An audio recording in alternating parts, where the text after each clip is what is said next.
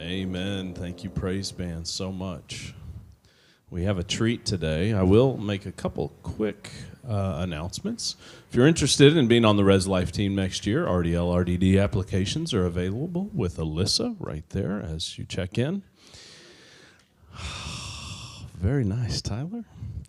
And if you are a junior, if you could give possibly about 5 minutes after chapel, juniors will meet in the Vandermeer room to talk about junior class information. So that is there too. But we have a treat today. I am so thankful. I learned even just before chapel, this is going to be a first, actually. The chair of our business department, which many of you have had a class from, is willing to speak with us today, share with us today her heart. And I know many of you have heard from her in ways previously. But for the first time in chapel, I'd like to announce Dr. Jerry Washington.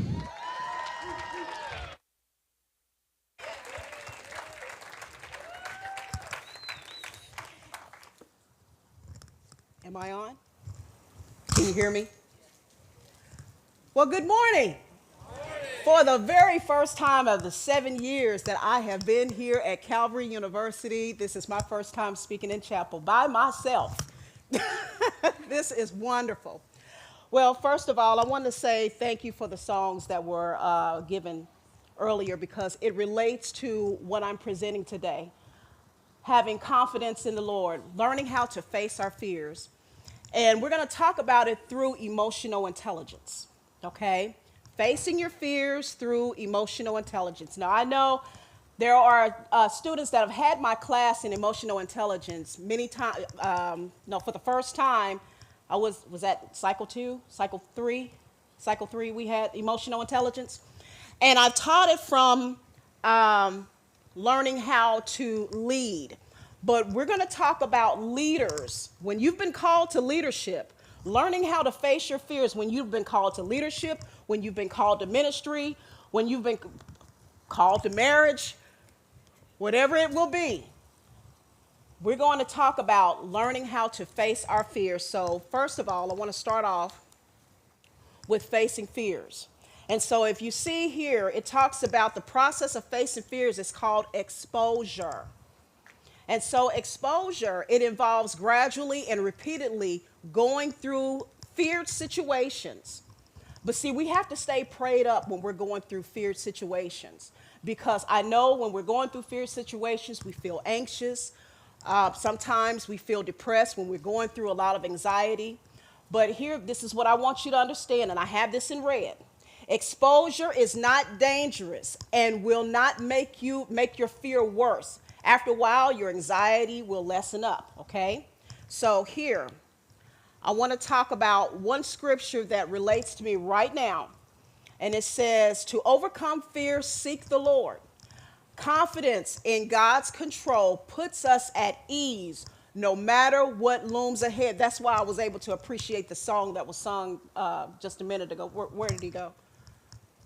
Chris, thank you so much. Oh, yes, thank you so much. Yes. Okay, so I want to start off with Isaiah 41:10. And it says, fear not, for I am with you. Be not dismayed, for I am your God. I will strengthen you. I will help you. I will uphold you with my righteous hand. God is a man of his promise, and I tell you that all the time, and I tell my students all the time, God is a man of his promise. If he has called you to something, he has already equipped you for what you need. I got a testimony for that today, too. I do. I got a testimony about my personal experience about fear and something that I almost didn't do, okay? Because if I didn't do it, I probably wouldn't be here today, all right? So, first of all, I want to present to you what is emotional intelligence, okay?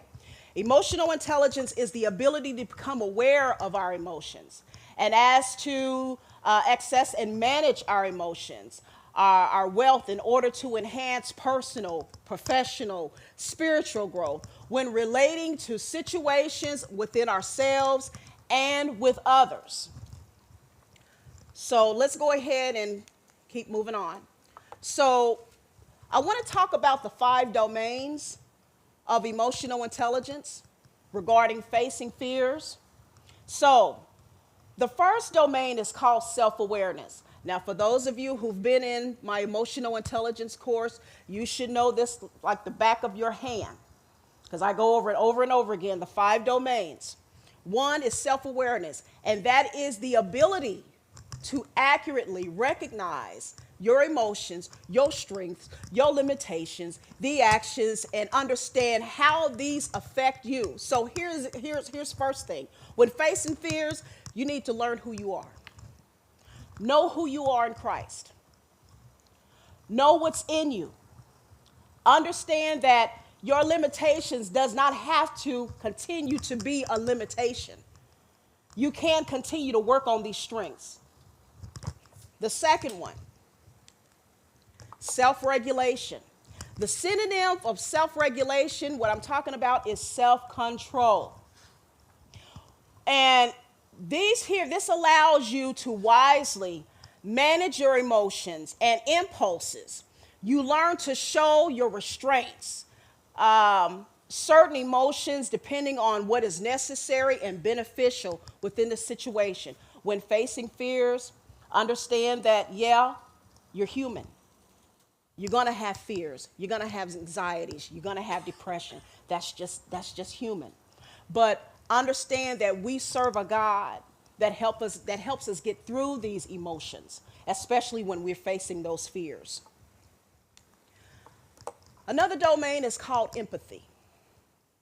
Empathy is to be empathetic means that you can identify not only with yourself, but you can identify with others and their emotions, and imagining yourself in someone else's shoes. And that's one thing with leadership. We got to learn how to have compassion. We got to learn how to put ourselves in somebody else's shoes.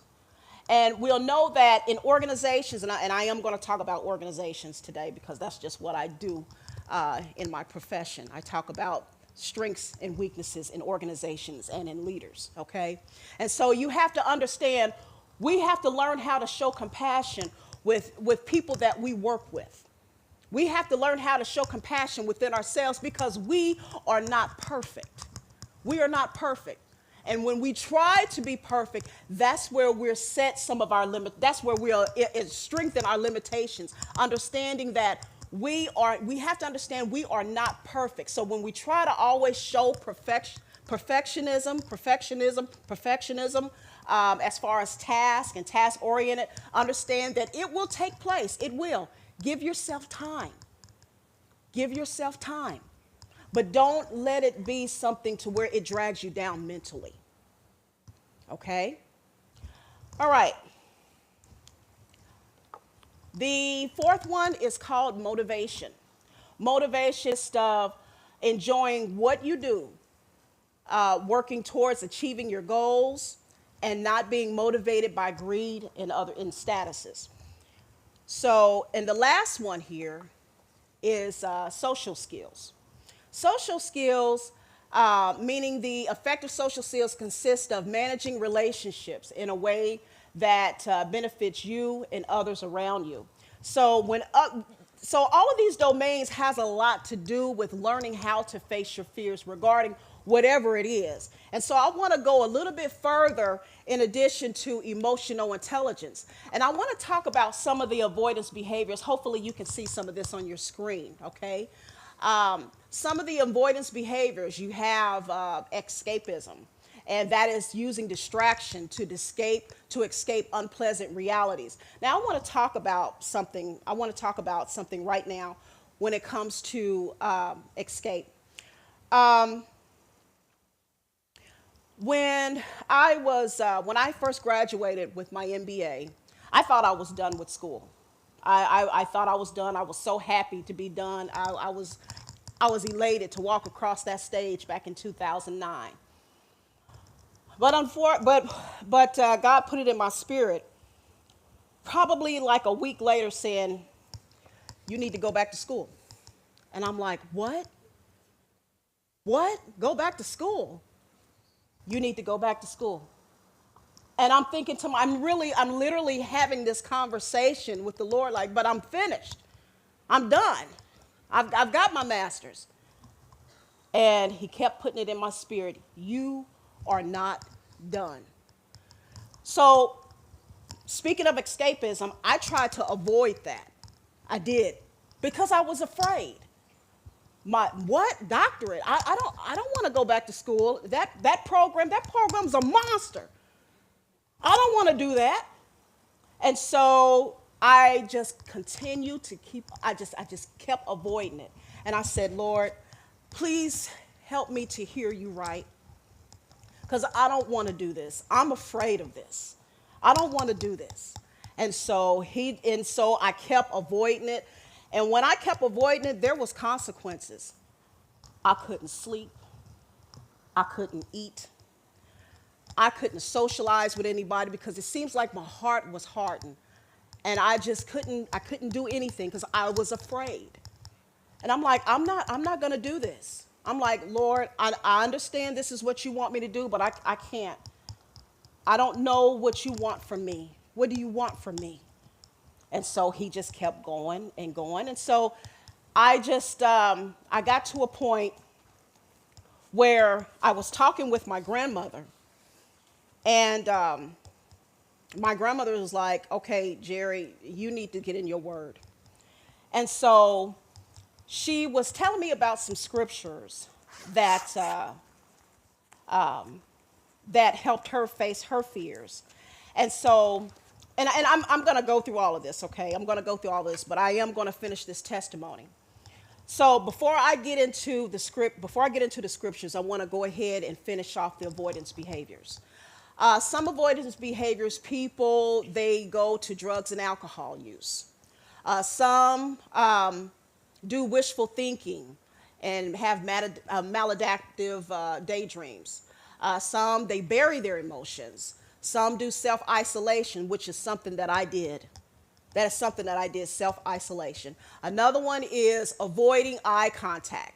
Another one is lowering your voice when speaking and leaving gatherings early and everything. So one thing that I wanted you to understand is that I kept trying to reason with God. And I'm thinking, okay, let me look this up. Why am I like this? So, and I shared this with my class. And I said, okay, avoidance, and this is me. I'm a researcher. I'm like this by nature now. And so I was thinking about, okay, how can I fight this? Because I don't understand why he wants me to go back and get my doctorate. And so I was looking up avoidance behavior, and I was looking at the brain. And so I'm thinking, I'm trying to study myself why I am being very resistant to God's calling. So I got to studying like, okay, avoidance, amygdala. Okay, so it says, while avoiding situations, you might want to feel better in short-term avoidance. So it can cause an increased anxiety in the long term. So the amygdala, it talks about when you completely avoid your fears, it teaches your amygdala to fear certain things in your brain. So I'm thinking, okay, well, I don't understand. Well, it's not a mind thing. Okay, it's not a mind thing. And so I got to the point, this is spiritual. This is extremely spiritual. And I'm like, I can't continue to fight this. So before I go to the limbic system, I want to talk about Proverbs 12:25, because I'm going to tell you this is what happened to me. And it says, anxiety weighs down the heart, but a kind word cheers it up. When I was suffering through a lot of anxiety, when I was being disobedient, my blood pressure was going up. Yeah. I was going to the doctor over and over again, trying to find out why my blood pressure kept going up, and this is what it was. I had to learn that if I continued to stay resistant, there's going to be consequences, and it was my health. So my blood pressure got to the point. My blood pressure got to I remember writing it down. It was like 140 over 100, which that's pretty high. That was like stroke level. So, but I'm still here though. I'm still here though. That's high.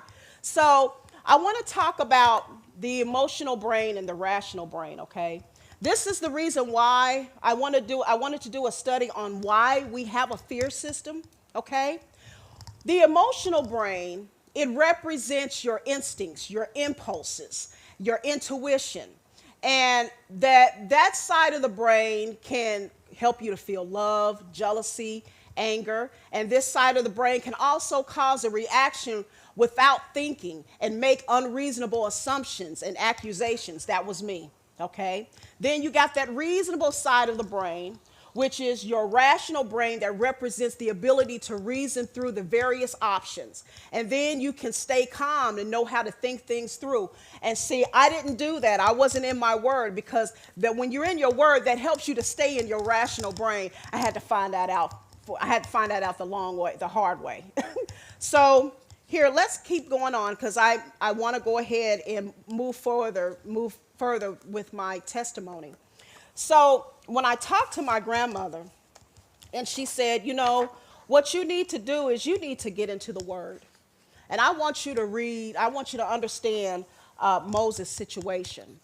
And so I read Exodus, and it was talking about how Moses faced his insecurities and fears by responding to God's call to go back to Egypt, where his fears began. And so he was motivated by God's vision of working through him to save his people, the Jews, from the suffering they were experiencing. But Moses said to God, "Who am I that I should go to Pharaoh, and bring the children back to Israel out of Egypt?" He said, "But I will be with you, and this shall be the sign for you that I have sent you. When you have brought the people out of Egypt, you shall serve God to this mountain," meaning Mount Sinai.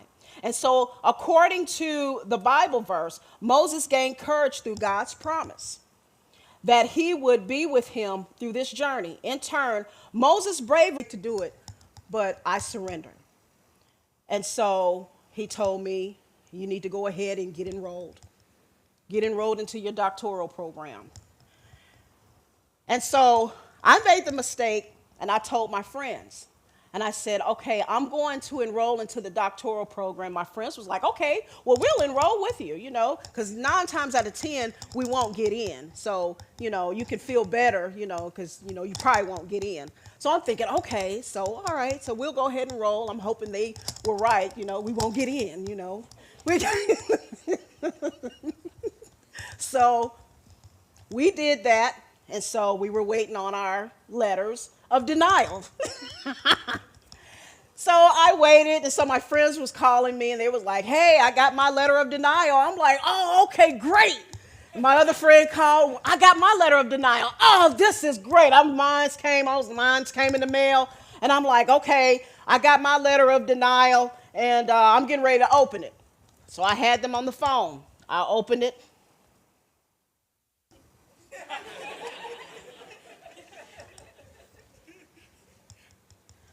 "Congratulations.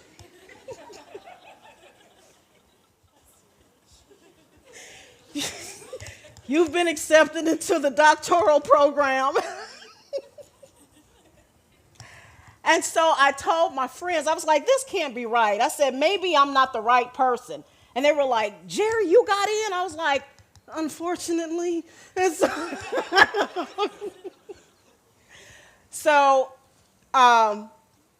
I had one friend to tell me, "Well, go ahead and go ahead and enroll." And I've had, when I got to telling people that I was getting ready to enroll into the doctoral program, there was a lot of naysayers. They kept telling me, "Oh, Jerry, you'll never make it through that. You'll never make it through that program, Jerry. You won't." And the reason why, I've heard people tell me, "Oh, you got too many odds against you, honey. You'll never make it through that program." And so I just, that fear was getting stronger and stronger. And I'm like, "Okay, God, I'm in the program. Why do you want me to be here?" And so I went on, and I got in the program. And so I've heard so many people say those first 10 classes, Not everybody makes it through. So I'm thinking, okay, maybe this will be my downfall. Okay, this is probably where they'll knock me off and everything. So, so, you know, all I can say, God is a man of his promise, but just keep listening here. After I started the program, those naysayers, they kept going, they kept going, they kept going, they kept saying, Jerry, you'll never make it. That program is too hard. And so as I continue to move through the slides, I remember a verse in Philippians saying, do not be anxious about anything, but in everything by prayer and supplication with thanksgiving, let your requests be known to God. So I prayed, okay, Lord, if this is for me, I know you're going to bring me through it. If this is for me, okay, I surrender. If this is for me, okay, obviously they didn't get in. You wanted me to get in. You told me I needed to do it. I got my letter of acceptance. Okay, I'm going through the classes. I went through all the classes, and were they hard? Yes, they were. But I did make it through them. And so after the first year after starting my doctoral program, my grandmother passed away. The person who inspired me to do my best. And so I got angry. And I said, Lord, why would you take my grandmother if this is what you wanted me to do? Why would you take her? Because I need her here. I need my grandmother here. This is not fair. And so Lord spoke to my spirit. He said, I called you, okay? I called you. And then he told me it's time for you to grow up. It's time to grow up. And so I had to continue to go on through the doctoral program. And so I said, Lord, this is impossible. You've taken the biggest strength I got in my life. You've taken her. This is impossible. And so I remember when I said impossible before, my grandmother had me to read 1 Samuel when it talked about David, how David's courage faced the impossible. And it was talking about how King Saul and the Israelite soldiers were dismayed by the daily threats of their enemies, the giants. And so David took courage to fight Goliath. And so the doctoral program without my grandmother was my Goliath. That was my Goliath at the time. And so as I continue to go through, I said, okay, Lord, I need for you to help me to get through this. You've decided to take my grandmother. And now I'm at the dissertation phase. And so the dissertation phase came, and that's where emotional intelligence was born, as far as what I decided to write on. So after I continued to move on, the naysayers continue to let me know that, Jerry, this is still going to be impossible. You're not going to make it through the dissertation phase. And so as I continued to go through, I continued to pray, and I was starting to think about, what is going to happen to me as God elevates me? What's going to happen to me? What am I going to experience? And he showed me. A lot of the friends that I had that decided to enroll in the doctoral program, and they didn't make it, as I continued to advance through the program, they were not my friends anymore. They decided not to be my friends anymore. So I had to go through, and so I had to think about, fear of success and fear of failure. And so when I looked at fear of success, it talked about fear of success is the concern that once we achieve something, we'll be incapable of sustaining it. And I got to wondering, well, what if something happens? I had that what if thinking. But when I got done with the dissertation, and they kept telling me, it's not going to happen, Dr. Jerry. It's not going to happen, Jerry. It's not going to happen. You're not going to get through that dissertation phase. You got too many people on that review board that has turned just about everybody away. And it's only about 5% that have made it. And so I'm like, okay, Lord, am I part of the 5% or am I part of the percentage that don't make it through? I said, you've brought me this far. So as I continue to move forward, and I remember David acted on faith to fight Goliath. with a slingshot. And God gave him the victory. And as a result, the whole army fought at his side. And God helped and won a great, with God's help, he won a great battle. And so that was when I turned my dissertation in, I would say within 2 weeks, I got an approval.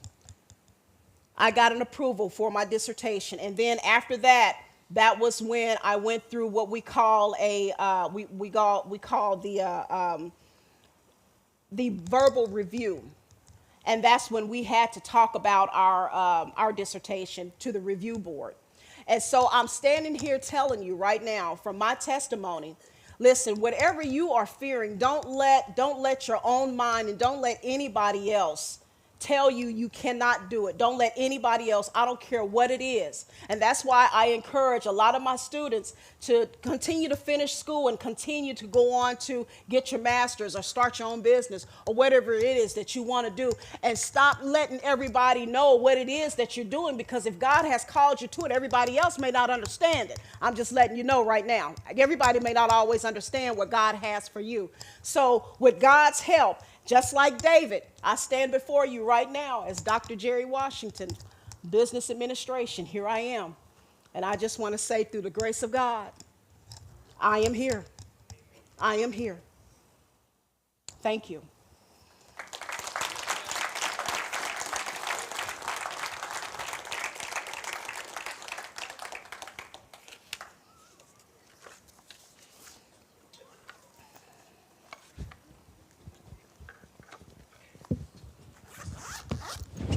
Thank you so much, Dr. Washington. That was awesome. I am looking at Twitter for hashtag Calvary questions, if you have any. I've got a couple here. So when emotions pop up, how do we know when to sit in them for a while or when to self-regulate and get out of that emotion? Well, what I've done is I pray immediately when those emotions come up, because if we sit on it, it can get worse. And then we find ourselves in a depression. I'm just speaking from experience.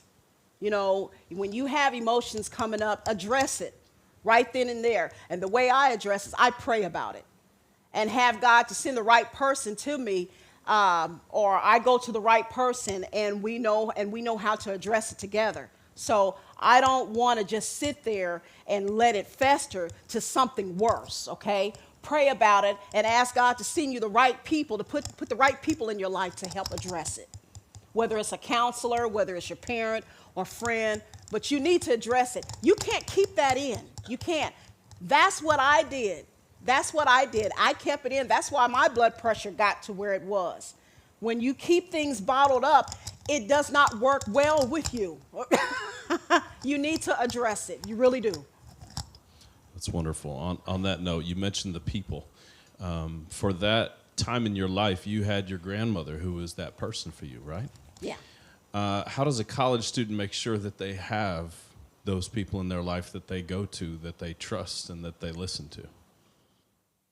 You know, that's a really good question. That is an excellent question. First of all, you need to figure out who was with you from day one.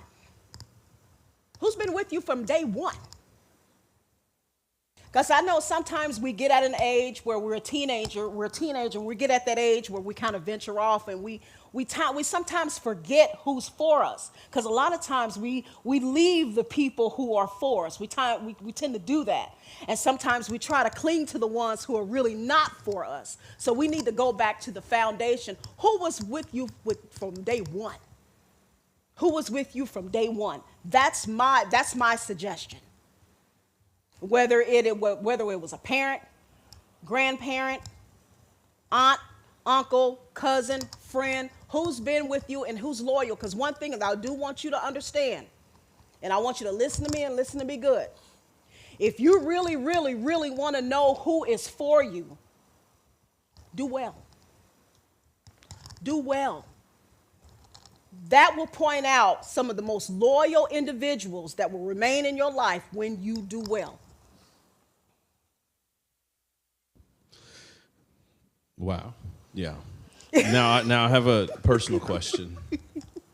You mentioned maladaptive daydreaming.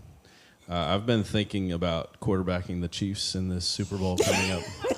I daydream about it sometimes. Is that maladaptive or is that like reality for me maybe? Please tell me it's possible, please.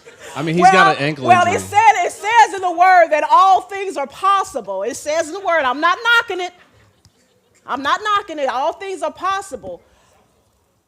But isn't it kind of too late? They already where they need to be. Okay. Come in 2 weeks. In 2 weeks. Sounds like it's maladaptive. Okay. I'm going to work on that.